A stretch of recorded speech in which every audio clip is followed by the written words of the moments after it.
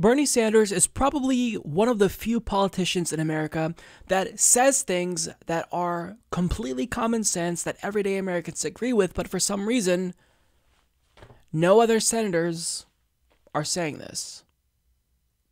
He's saying what we're all thinking, but what everyone else in Congress in a position of power is too afraid to say. And he did it again when it comes to military spending in an op-ed that he wrote for In These Times, where he argues several months ago, Democrats with virtually no opposition gave President Trump every nickel that he wanted in increased defense spending. At a time when our infrastructure is crumbling, when public schools lack the resources to provide a quality education for our kids, when 30 million people have no health insurance, there were very few Democrats opposed to Republican efforts to increase military spending by $165 billion over 2 years. Democrats, for good reason, vehemently oppose almost everything Trump proposes. But when he asks for a huge increase in military spending, there are almost no voices in dissent. Why is that? Do we really have to spend more on the military than the next 10 nations combined, most of which are our allies? Why do we dramatically increase funding for the military when the Department of Defense remains the only major government agency not to have undertaken a comprehensive audit? Why is there so little discussion about the billions in waste, fraud, and cost overruns at the Pentagon? Here's a truth that you don't often hear about in the newspapers, on television, or in the halls of Congress, but it's a truth we must face. Far too often, American intervention and the use of American military power have produced unintended consequences that have caused incalculable harm. Yes, it is reasonably easy to engineer the overthrow of a government. It is far harder, however, to know the long-term impact that that action will have. On March 20th, 2003, the war in Iraq, which I had strongly opposed, began, and the bombs started falling on Baghdad. Today, it is widely acknowledged that the Iraq War was a tragedy of enormous magnitude and that our entry into that war was based on a series of falsehoods. Despite what the Bush administration said, Iraq had no role in the 9/11 attacks, and it did not possess weapons of mass destruction that threatened the United States. As we now know, that war created a cascade of instability around the region that we are still dealing with today in Syria and elsewhere, and will be for many years to come. Indeed, had it not been for the Iraq War, the Islamic State would almost certainly not exist. The war deepened hostilities between Sunni and Shiite communities in Iraq and elsewhere. It exacerbated a regional struggle for power between Saudi Arabia and Iran and their proxies in places like Syria, Lebanon, and Yemen, and it undermined American diplomatic efforts to resolve the Israeli-Palestinian conflict. That war was created by a Republican administration. Now, let me tell you about a Democratic administration and an earlier conflict that began on similarly false pretenses. In 1964, President Lyndon B. Johnson cited an attack on a U.S. ship in the Gulf of Tonkin as a pretext for escalating the U.S. intervention in Vietnam. We now know from declassified recordings that Johnson himself doubted that the USS Maddox had come under fire on August 4th, 1964, but he still used that alleged attack to push for the Gulf of Tonkin resolution, which authorized him to escalate U.S. military involvement in Vietnam.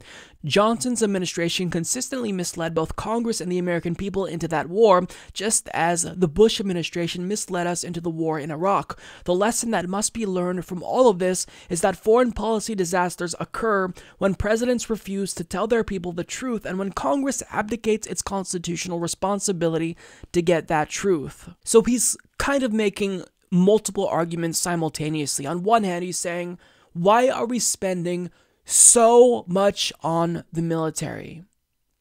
A huge chunk of all discretionary spending is on the military budget. Now, the discretionary budget is only one part of our total budget, but still, when it comes to discretionary spending, things we can control, why are we not using that money for healthcare, education, infrastructure? Why are we still feeding the military-industrial complex when we spend more than the next 10 countries combined, most of which, as he stated in the article, are allies? He also talks about how regime change wars don't work, or they create instability. He also talks about the need for Congress to take back control and its authority to declare wars. We've allowed the president to unilaterally wage war, and what he's saying is that we need to get back to the constitutional requirement that Congress has to declare a war, and understand that he isn't just talking about Vietnam and Iraq. He actually lays out a lot of foreign policy blunders and interventionist regime change operations by the United States. For example, he talks about how the United States overthrew Iran's democratically elected leader, Mohammad Mossadegh. He talks about that in this article. He talks about other failures of U.S. foreign policy and U.S. imperialism in this article. So what he's saying here, all of these arguments, when you step back and look at them in their totality, it's very clear that he's saying things that are completely unacceptable in Washington, D.C. What he's saying is bucking D.C. orthodoxy, but it's something that has to be said because it's painfully obvious.